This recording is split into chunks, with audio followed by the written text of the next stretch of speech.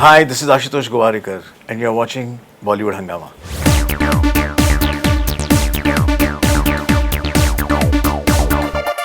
Pooja Hegde has got, I think, a tremendous screen presence, and even in terms of the entire, when she was introduced at the event as well, I think she's got a wonderful body language as well. You know, the way she, I think it's important that visually how one looks, especially when it's a new face. Do you feel it's another added advantage that the way people have warmed up to her, and I think she's looking amazing in Tu Hai, the way. No, absolutely. When you're introducing a new face, what is our biggest fear? Biggest fear is whether that new face is going to be liked by not one or two but millions. If that doesn't happen, somewhere the grace of the movie comes a little notches lower, because everyone wants to see a big star as a hero and big star as an actress in the film. And each time you cannot have that. Sometimes the script's requirements are not those. So in the case of Mohenjo, I needed a new face which has no previous baggages of stardom. Right. And someone who has dignity and grace in the newcomer has that dignity and grace naturally. So Pooja is someone who, when Sunita spotted her in a commercial, and she said, why not try, call her in and audition her. That's when I brought her in, and in the first audition itself, I could see that she has a naturalness in her, which is very infectious. She can imbibe that in the character well, the character of Chani. So now when audiences are liking her, it's a sense of relief. Okay, at least one stage done. As far as the looks of the girl are concerned and the character and everything, she's been accepted. So that it's a satisfaction.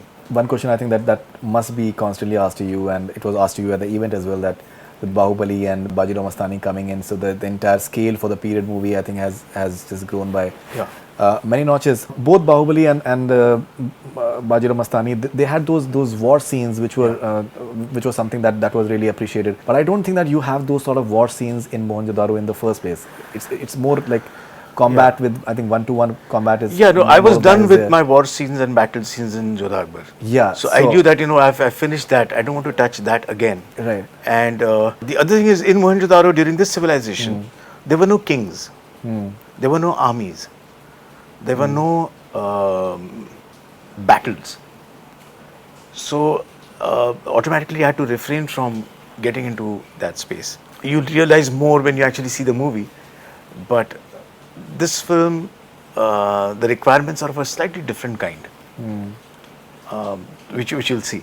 What about VFX? Because VFX is something that I think any such movie definitely needs something, and with the influences that we've been getting, Hollywood, the way Hollywood has literally become like a part of us now with the sort of movies that are coming in. Is it something that you've really just paid attention to as far as VFX for the movie? I paid a lot of attention even during Jodha.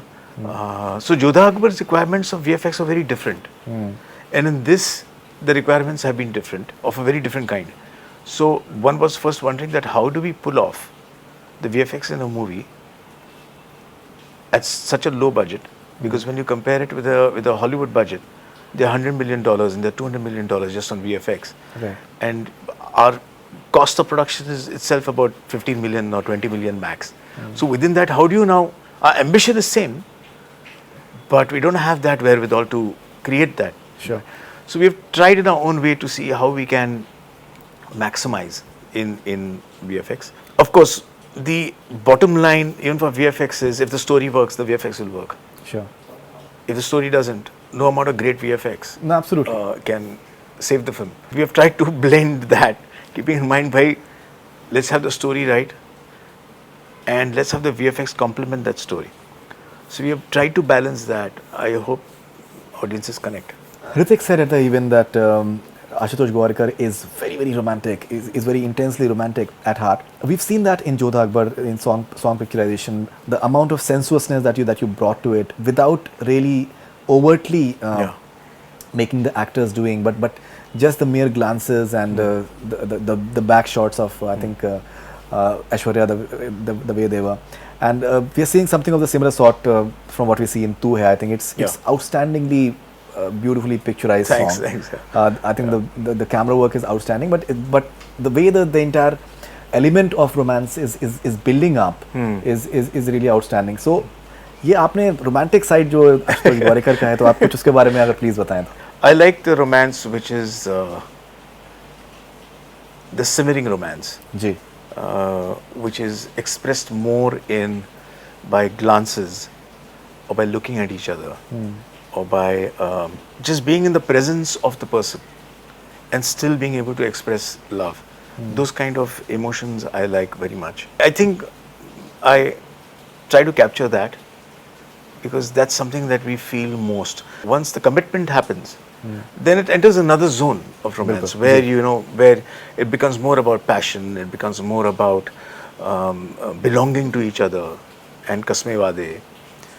So that's another aspect of the romance. I like the aspect of things left unsaid, unspoken, Sure. but yet expressing desire to meet, longing. Right. So I like mere that. eye contact or. Yeah. Okay. Now, as I made the introduction about you, that you are someone for whom filmmaking is not merely like a money making exercise, but it's much more than that. Similar is the case for A R Rehman as well. Yeah. And that whenever we've spoken to or whatever we've seen of the way he functions, there are certain projects that he totally gets immersed in, and it's not like a money making thing for him at all. It's like the way he works, the way we've spoken to the people who have worked with him, and he just gets totally immersed into it. He has worked with you in the past, and he has wonderful things to say about you. How do you convince Rehman for coming into it? And I think what he has done with the music is really wonderful. This time around on Mohenjo Daro, our working relationship was much more evolved because I think the experience of our past 4 projects, fourth one being Everest, the experiences of that was somewhere brushing off on the creativity in this one. Because if you look at Lagaan, it being a modern India, rural sounds. If you look at Jodha Akbar, it's Mughal and Rajput combination. And now in this one, we're going further back where we don't know for sure how many kinds of instruments were there. What are the basic instruments they were using? What could have been the sounds? What are the sounds that we hear when you think of the Greek or the Roman or the Egyptian civilizations? Ji. So that was a very exciting aspect for us to research and develop. Look at the use of the instruments. What I like most about Rehman is, despite him being such a huge composer and creator of so many varied, worked with so many directors, not only here but even abroad. Right. Like in case of now Sindhu Ma, the song Sindhu Ma, which is also known as Tu Hai. My basic brief to him was, how can we have a sound which is spiritual, Ji. which does not sound like the temple or the masjid or the gurudwara or the church or the Jewish synagogue or wherever in the world, and still be different, still be ours.